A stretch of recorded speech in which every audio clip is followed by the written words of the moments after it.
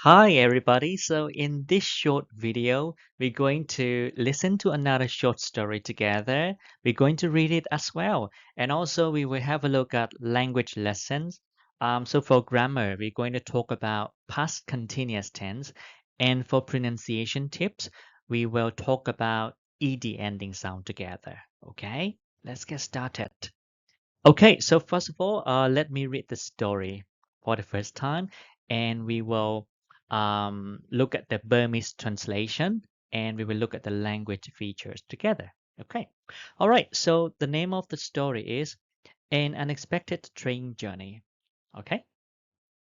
Lily had planned everything carefully. She had bought her train ticket a week earlier, packed her bag the night before, and even arrived at the station 30 minutes early. She was going to visit her grandmother in another city for the weekend. While she was waiting on the platform, she noticed an elderly man looking worried. He was searching through his pockets again and again. Lily decided to ask if he needed help. "Excuse me, sir, are you looking for something?" she asked. "I can't find my ticket," the man replied. "I think I may have left it at home." She suggested checking his bag one more time. After a few minutes, they still had not found it. Just before the train was about to arrive, the man remembered that he had put the ticket inside a book he had been reading. They laughed when he finally discovered it. During the journey, Lily and the man talked for hours. He told her that he had worked as a teacher for more than 40 years before he retired. He also said, if people show kindness more often, the world would become a better place. By the time the train reached its destination, Lily felt happy as she has made a new friend. Although she had expected an ordinary trip, it turned out to be an unforgettable experience. Okay, so this is the end of the story about unexpected train journey. Okay, so now let's discuss the meaning in Burmese language. Okay, all right, so an unexpected train journey ဆိုတော့မမျှော်လင့်ထားတဲ့ဒီရထားနဲ့သွားတဲ့ခရီးလေးတစ်ခုပေါ့နော် Okay အဲ့တော့ကျွန်တော်စပြီးတော့မှပြောကြည့်ရအောင် Lily had planned everything carefully Lily ကဒီခရီးထွက်ဖို့အတွက်သူကအရာအလုံးကိုဂရုတစိုက်စနစ်တကျနဲ့ plan လုပ်ထားပြီးသားဖြစ်တယ်တဲ့ She had bought her train ticket a week earlier သူရဲ့ရထားလက်မှတ်ကိုသူကပါတယ်တပတ်ပေါ့နော် a week earlier တပတ်ကြိုစောပြီးတော့မှဝယ်ထားလိုက်တယ် pack her bag the night before ဒီခရီးမထွက်ခင်တညအလိုမှာသွားပါလေသူရဲ့အိတ်တွေကိုအကုန်လုံးအဝတ်စားတွေအိတ်ကိုအကုန်လုံးထုတ်ပိုးထားတယ် ready လုပ်ထားတယ်ပေါ့ and even arrived at the station 30 minutes early ပြီးတော့သူရထားမထွက်ခင်မှာမိနစ်30လောက်အလိုကိုစောပြီးတော့မှရထား the station ရထားဘူတာပေါ့နော် the station ကိုသွားပါလေစောသွားလိုက်တယ်တဲ့ She was going to visit her grandmother in another city for the weekend အဲ့တော့ weekend ဆိုတာကကျွန်တော်ရုံးပိတ်ရက်ဒီ Saturday နဲ့ Sunday ကိုပေါ့နော်ကျွန်တော်က weekend လို့ခေါ်တယ်ပေါ့နော်ဆိုတော့ဒီအားလရက်မှာရုံးပိတ်ရက်မှာသူကတခြားမြို့မှာရှိတဲ့သူ့ရဲ့ grandmother အဖွားပေါ့နော်သူ့ရဲ့အဖွားစီကိုပါသူကသွားလေဖို့ပေါ့နော်အဲ့တော့သူကယထာလေးစီးပြီးမှသူ့အဖွားစီကိုသွားလေဖို့ပေါ့နော် So while she was waiting on the platform, she noticed an elderly man looking worried. အဲ့တော့သူကယထာစီးဖို့ platform ပေါ့နော်ကျွန်တော်ယထာတွေပါစီးတော့မယ်ဆိုလို့ရှိရင်platform 1 platform 2 platform 3စသဖြင့်အဲ့လိုယထာဆောင်စီးတဲ့နေရာကိုကျွန်တော်ကပါတယ် platform လို့ခေါ်တယ်ပေါ့နော် platform number ရှိတယ်ပေါ့နော်အဲ့တော့သူကယထာစီးဖို့ platform ကိုအမှစောင့်နေတဲ့အခါမှာတဲ့သူကပါလဲစိုးရိမ်တဲ့မျက်နှာထားနဲ့ဒီelderly man ဆိုတော့ဒီအသက်ကြီးအမျိုးသားတစ်ယောက်ပေါ့ပြောချင်တာအဖိုးကြီးတစ်ယောက်ကိုသူကပါလေတတိထားမိလိုက်တယ်တဲ့အဲ့မှာအဖိုးကြီးကဘယ်လိုဖြစ်နေလဲဆိုတော့ねစိုးရိမ်တဲ့စိတ်စိုးရိမ်တဲ့facial expression ဖြစ်နေရပါတော့အဲ့တော့ he was searching through his pockets again and again အဲ့ဒီအဖိုးကြီးကဘာလုပ်နေလဲဆိုတော့သူရဲ့အိတ်ကတ်ထဲမှာတခုခုပေါ့နော်သူကခဏအဲ့လိုကြည့်လိုက်ရှာနေတယ်ပေါ့နော်သူက again and again ဆိုတော့ရှာနေရမတွေ့ပဲနဲ့ပါလေအိတ်ကတ်ကိုခဏကြည့်ပြီးတော့ရှာနေတယ်တဲ့ Lily decided to ask if he needed help အဲ့တော့ Lily ကပါလဲဆိုတော့သူ့ကိုမေးလိုက်တယ်တခုခုများရှာနေရလားအကူအညီပေးရမလားဆိုပြီးတော့သူကအဲ့ဒီအဖိုးကြီးကိုမေးလိုက်တယ်တဲ့ Excuse me sir are you looking for something Lily ကသူ့ကိုမေးတယ်ပေါ့နော်အဲ့တော့အဖိုးပေါ့နော်အဖိုးတခုခုများရှာနေသလားပေါ့သူအဲ့လိုလေးမေးလိုက်တယ် I can't find my ticket, the man replied. I think I might have left it at home. အဲ့တော့အဖိုးရပါပြောလိုက်ဆိုတော့အဖိုးရဲ့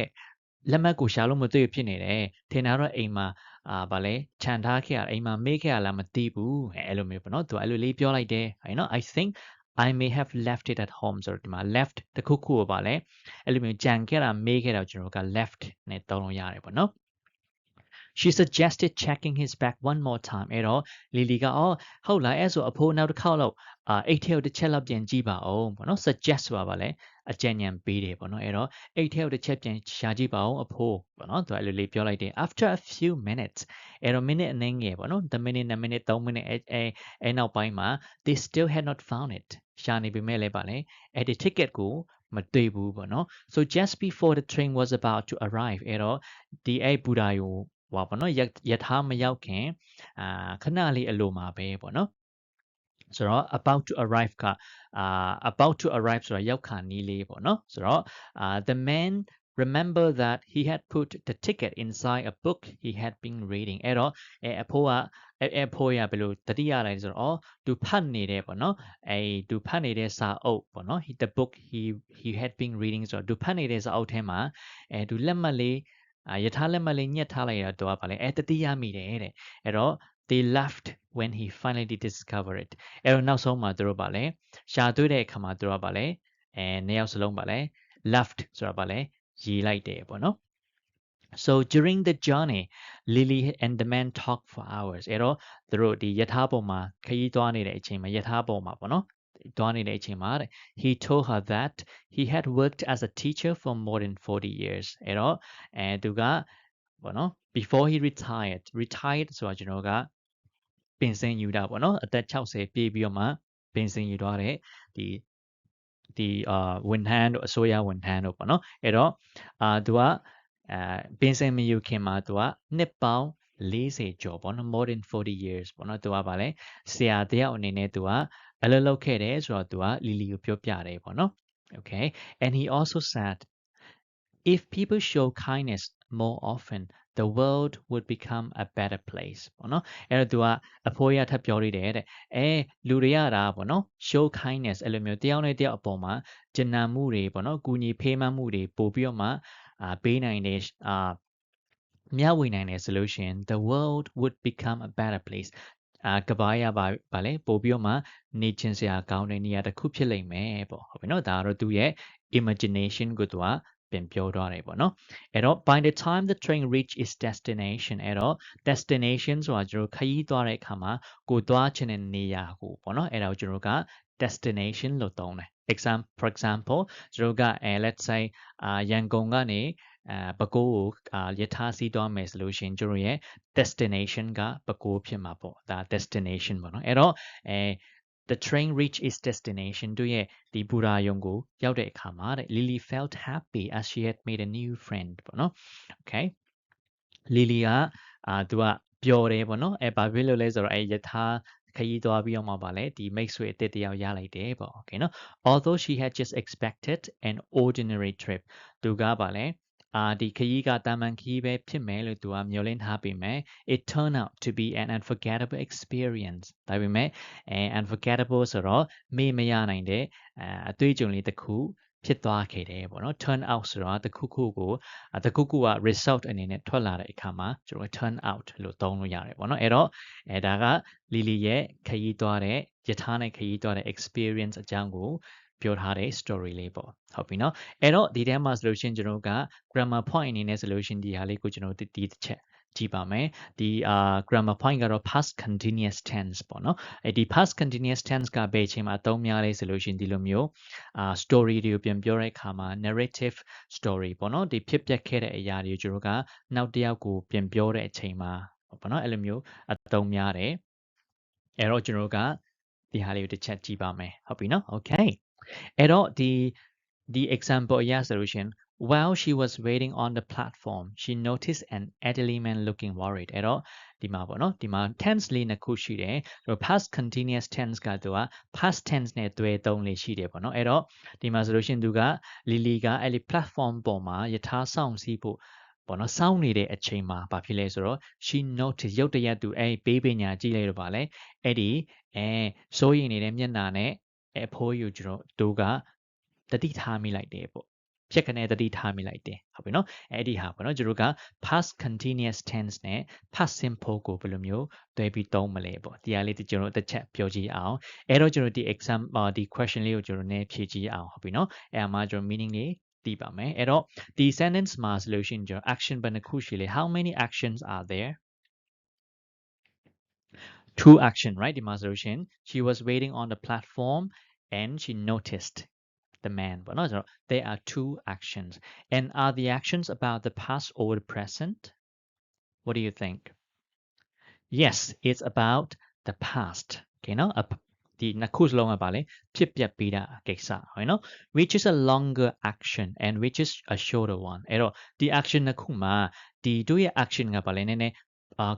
progress ဖြစ်နေတယ်ပေါ့နော် ongoing ဖြစ်နေတယ်ဆက်လက်ဖြစ်ပေါ်နေတဲ့ action ကဘယ်ဟာဖြစ်မယ်လို့ထင်လဲစောင့်နေတာလားရုတ်တရက်တတိထားမိလိုက်တာဘယ်ဟာဖြစ်မယ်လို့ထင်လဲအဲ့တော့ continuous ဖြစ်တဲ့ဟာကိုကျွန်တော် longer action လို့ပြောပြီးမှရုတ်တရက်ဖြစ်လိုက်တာကိုကျွန်တော်က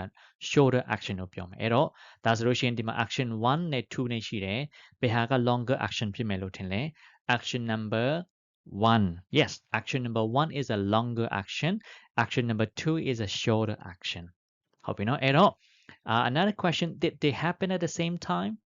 ဒီ action နှစ်ခုကတခါတည်းတပြိုင်နက်တည်းတခါတည်းစပြီးတော့ဖြစ်လား yes or no no right တခါတည်းမဖြစ်ဘူးเนาะအဲ့တော့ဘယ် action ကအရင်ဖြစ်တယ်လို့ထင်လဲ action 1နဲ့2မှာဘယ်ဟာကအရင်ဖြစ်တယ်လဲ okay action number 1ပေါ့နော်အဲ့တော့ तू ကမျက်စိထဲမြင်အောင်ကြည့်လိုက်ပါतू အဲ့ platform ပေါ်မှာအရင်စောင့်နေရလေဟုတ်တယ်မလားစောင့်နေမတရက်စောင့်နေနဲ့တော့ဖုန်းသုံးနေနဲ့မှာဖြတ်ကနေ तू ကအဲ့လိုပေးပညာကြည့်လိုက်တဲ့အခါမှာပါလေအဲ့မှာနည်းနည်းစိုးရင်စိတ်နဲ့ဖြစ်ပေါ်နေတဲ့ဒီအဖိုးယူ तू ကမြင်လိုက်တယ်ပေါ့အဲ့တော့စဖြစ်တာကစောင့်နေတယ်ပေါ့နော်စောင့်နေနေမှာတခါလေဖြစ်ကနေအဲ့ဟာလေးတတိထားမိလိုက်တယ်ပေါ့ဟုတ်ပြီနော်အဲ့ဒါဆိုတော့ action number 1ကအရင်ဖြစ်ပေါ်တဲ့ဟာအဲ့တော့ which tends to be used with a longer action အဲ့တော့ဒီအရင်ဖြစ်ပေါ်တဲ့ဟာ longer action ကိုကျွန်တော်ကပါ tense နဲ့သုံးလဲ shorter action ကိုပြန်နဲ့သုံးလဲပေါ့နော်အဲ့တော့ the answer is that for the longer action we're going to go with past continuous ဟုတ်နော် past continuous ရဲ့တဘောကပါလေဒီလိုမျိုး ongoing ဖြစ်နေတာသူရဲ့action ကမပြီးသေးဘူးဆက်လက်ဖြစ်ပေါ်နေတဲ့ဟာပေါ့နော်အဲကြောင့်မလို့ longer action ကို past continuous tense လေးနဲ့သုံးပြီးမှpast ပေါ့နော် shorter action ကိုကျွန်တော်ပါလဲ past simple နဲ့ပြန်သုံးပြီးလို့ရတယ်ဟုတ်ပြီနော် okay ဒါဆိုကျွန်တော်က past continuous tense နဲ့ past tense နဲ့အတူတူတွဲတုံးတဲ့ဟာပေါ့နော်အဲ့တော့ form လေးကိုတစ်ချက်ပြင်ကြည့်မယ်ဆိုလို့ရှိရင် past continuous tense ကကျွန်တော်ဒီမှာ was နဲ့ were နဲ့ရှိမယ်ပြီးတော့မှ followed by verb ing past simple is very simple verb 2ဟုတ်ပြီနော်အဲ့တော့ example နောက်တစ်ခုကိုကြည့်ပါSo while Tom was walking to school, he saw a wallet on the ground. ဟုတ်ပြီနော်ဒီမှာဆိုလို့ရှိရင်ပါလေ Tom ကနော်ကျောင်းကောင်းကိုတော့လမ်းလျှောက်သွားနေတဲ့အချိန်မှာလမ်းလျှောက်နေတယ်အဲ့အချိန်မှာပါလေရုတ်တရက်မြေကြီးပေါ်မှာသွားပါလေဟာပတ်စံအိတ်တစ်ခုသွားတွေးလိုက်တယ်ပတ်စံအိတ်တွေးတယ်ပေါ့ဒါဆိုလို့ရှိရင်တော့ကောက်မှာပေါ့တဘောမျိုးပေါ့နော်ဆိုတော့လမ်းလျှောက်နေနေမှာပါလေပတ်စံအိတ်ကိုသွားဖြစ်ကနေတွေ့လိုက်တယ်အဲ့တော့အရင်ဖြစ်တဲ့ဟာ continuous ဖြစ်တဲ့ဟာ ongoing ဖြစ်နေတဲ့ action ကိုကျွန်တော်တို့က past continuous tense နဲ့သုံးပြီးတော့မှဖြစ်ကနေဖြစ်တဲ့ဟာကိုကျွန်တော်ပါလဲ past simple ကိုသုံးပြီးတယ်ဟုတ်ပြီနော် another example while they were having dinner သူတို့ညစာစားနေတဲ့အချိန်မှာတဲ့ the lights suddenly went out ဟုတ်နော်ညစာစားနေတဲ့အချိန်မှာထမင်းစားနေတယ်ပေါ့နော်စားနေတဲ့အချိန်မှာရုတ်တရက်မီးလေးပြတ်သွားတယ်ရုတ်တရက်မီးပြတ်သွားတယ်ဟုတ်နော်အဲ့တော့သမင်းစားနေတာကအရင်ပြီးတော့မှ process လေးရပါလေ ongoing ဖြစ်နေတယ်နောက်တစ်ခုကအဲ့ခါမှာရုတ်တရက်ပါလေမီးထားပြတ်သွားတယ်အဲ့တော့ရုတ်တရက်ဖြစ်တဲ့ဟာကိုကျွန်တော်ကဒီမှာ past simple လေးနဲ့သုံးပြီးတော့မှစဖြစ်တဲ့ဟာကိုကျွန်တော်က continuous tense ပေါ့ okay no all right so this is about past continuous tense and past simple tense and how we can use them together in a sentence okay no all right awesome အဲ့တော့ဒီ pronunciation ပိုင်းပြောရင်ကျွန်တော်က ed ending sound လေးတစ်ချက်ပြောကြည့်ရအောင်ဟုတ်ပြီနော် ed နဲ့ဆုံးတဲ့ verb လေးတွေပေါ့နော်ကျွန်တော်ကအင်္ဂလိပ်စာမှာ verb ကိုပေါ့နော် verb 1ကနေကျွန်တော် verb 2တွေ verb 3တွေပြောတဲ့အခါမှာအကယ်လို့သူက regular verb ဆိုလို့ရှိရင်တော့ဗာလဲနောက်မှာ ed လေးပေါင်းထည့်ပေးရုံပဲလေဟုတ်တယ်နော်အဲ့တော့ဒီ ed ပေါင်းထည့်လိုက်တဲ့အတန်ကိုကျွန်တော်ကဘယ်လိုမျိုးအတန်ထွက်မလဲပေါ့ဒီမှာ example လေးရှိပါတယ်ဒီမှာအများကြီးပေါ့နော်ဒါ past tense အကြောင်းပြောရမလို့ဒီမှာ ed နဲ့ဆုံးတဲ့ verb လေးတွေအများကြီးရှိတယ်အဲ့တော့ဒီအတန်လေးကိုကျွန်တော်ကတစ်ချက်လောက်ကြည့်ကြရအောင်ဟုတ်ပြီနော်အဲ့တော့ ed ending sound ကကျွန်တော်3မျိုးရှိတယ်3မျိုးထွက်လို့ရပါတယ်အဲ့တော့ပထမဆုံးအတန်က t အတန် t ပေါ့နော် t အတန်နောက်ဒုတိယအတန်ကကျတော့ d အတန်ပေါ့နော် d okay နော်နောက်ဆုံးအတန်ကကျတော့ it ဟုတ်နော် it အတန်ဟုတ်ပြီအဲ့တော့ ed ဆုံးတဲ့ verb တွေကဒီမှာထွက်လို့ရတဲ့အတန်3မျိုးရှိတယ်အဲ့တော့ဘယ်လိုမျိုးထွက်ကြမလဲအဲ့တော့ let's have a look at the first sound that t ပေါ့နော် look at my mouth t turns into a tang လေးဟုတ်ပြီနော်အဲ့တော့ဒီ နဲ့ဆုံးမဲ့အတန်ကဘယ်လိုအခါမှာလဲဆိုလို့ရှိရင်ပေါ့နော်ဒီ when the base verb ends in a voiceless sound ကျွန်တော်အင်္ဂလိပ်စာအတန်မှာပေါ့နော်ဒီမှာ voiceless sound ဆိုတာအဲ့ဒီအတန်တွေကိုထွက်တဲ့ produce လုပ်တဲ့အခါမှာကျွန်တော်ရဲ့ vocal cord ပေါ့နော်ဒီလေချောင်းတွေကဒီအတန်အိုးပေါ့နော် vocal cord ရဲ့vibration မဖြစ်ဘူးတုန်ခါမှုမဖြစ်ဘူးမတိတာပေါ့နော်အဲ့ခါကျွန်တော်က voiceless sound လို့ခေါ်တယ် for example ပေါ့နော်နော်ဒီအတန်လေးတွေနဲ့ဆုံးတဲ့အတန်တွေကိုကျွန်တော်က ed လာပေါင်းတဲ့အခါမှာအဲ့တော့ past tense လုပ်တဲ့အခါမှာကျွန်တော်ကအဆုံးတန်လေးရှိတယ် for example look look ဟုတ်နော် look ending sound ကအဲ့တော့ကျွန်တော်က ed ပေါင်းပေးတဲ့အခါမှာကျွန်တော်က looked ဟုတ်နော်အတန်ပါလေးပို့လာလဲဆိုတော့အတန်လေးပို့လာတယ်အဲ့တော့ကျွန်တော်က look at လို့ထွက်လို့မရဘူးပေါ့နော်အဲ့တော့ကျွန်တော်ကဒီအဆုံးတန်လေးပဲထည့်ပေးရမယ်ဆိုတော့ example looked ဟုတ်နော်ဒါဆိုလို့ရှိရင်လဲ laugh သူ့မှာပါအဆုံးတန်လေးရှိလဲ f အဆုံးတန်လေးရှိတယ်เนาะဒီမှာဆိုလို့ရှိရင်အဲ့တော့ f အဆုံးတန်လေးကနေ ed ပေါင်းလိုက်တော့ကျွန်တော်ကဒီဆိုအတန်လေးပဲထွက်မယ်ဟုတ်ပြီနော်အဲ့တော့ဘယ်လိုဖြစ်မလဲဆိုတော့ laughed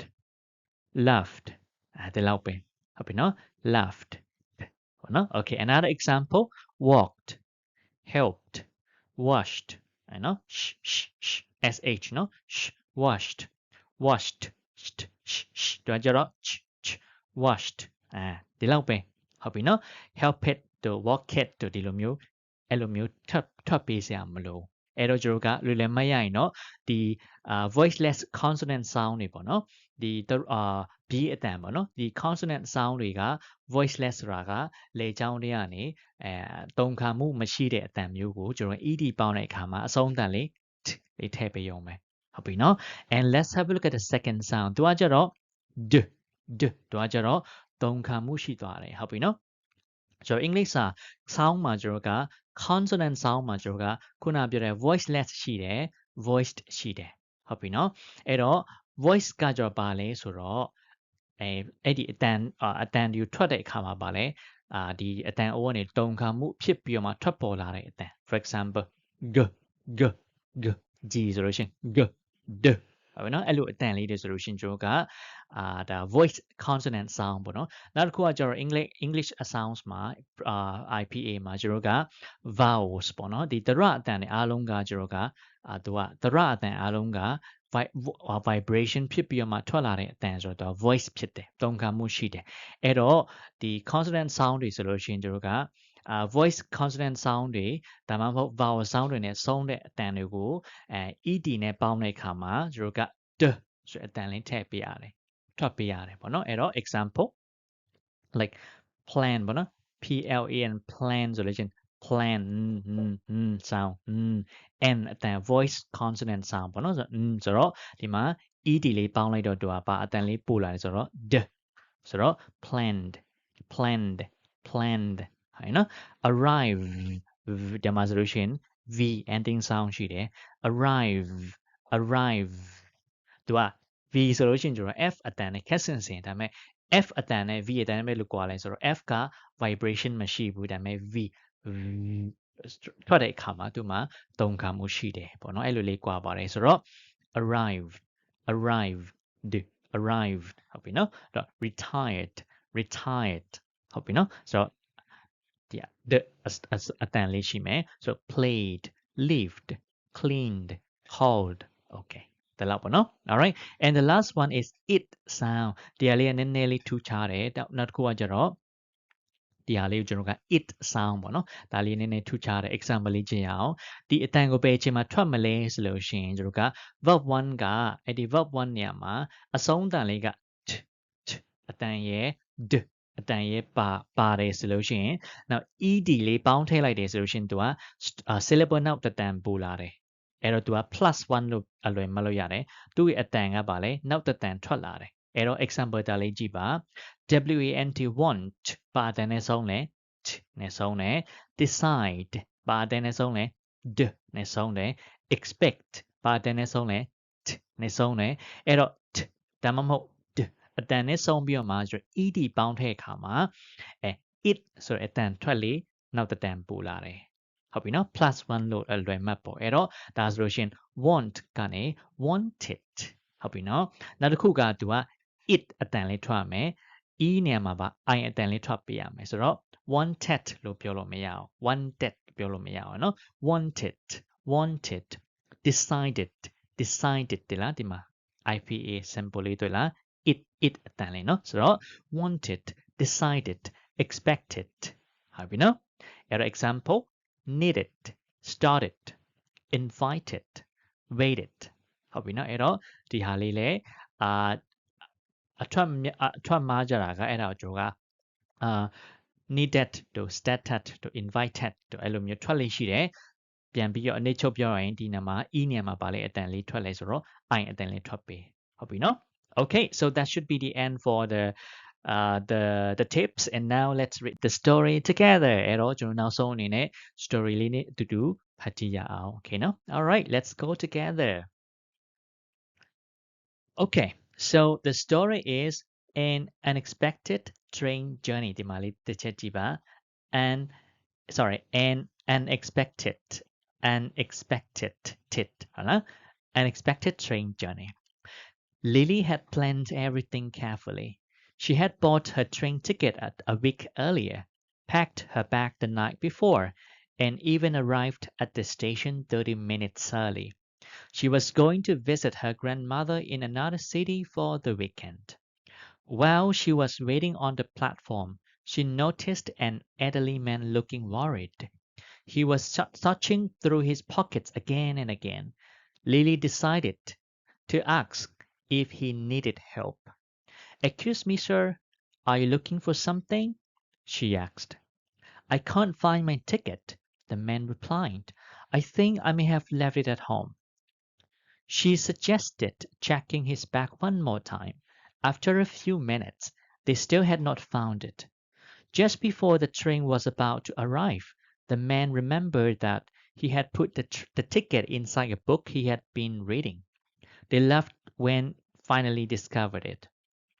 During the journey, Lily and the man talked for hours. He told her that he had worked as a teacher for more than 40 years before he retired. He also said if people showed kindness more often, the world would become a better place. By the time the train reached its destination, Lily felt happy as she has made a new friend. Although she had expected an ordinary trip, it turned out to be an unforgettable experience. Okay?